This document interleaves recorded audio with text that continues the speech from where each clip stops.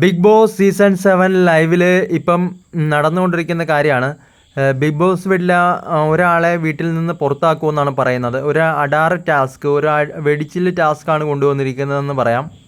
എന്താണ് ടാസ്ക് എന്ന് വെച്ച് കഴിഞ്ഞാൽ, ഒട്ടും യോഗ്യതയില്ലാത്ത 4 പേരെ തിരഞ്ഞെടുക്കും.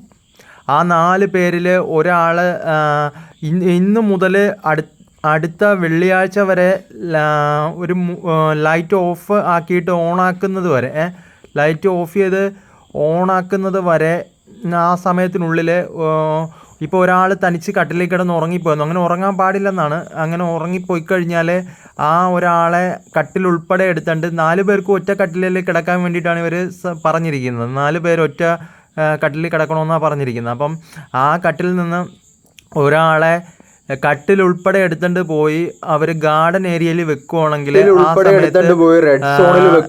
ആ ഒരാളെ പുറത്താക്കുമെന്നാണ് പറയുന്നത്. അതിന് മുമ്പ് ഈ കൊണ്ടുപോകുന്ന വഴി ആ ഉറങ്ങിക്കിടക്കുന്ന ആൾ ഉണരുകയോ വല്ലതും ചെയ്യുകയാണെങ്കിൽ പെട്ടെന്ന് ലൈറ്റ് ഓൺ ആകും.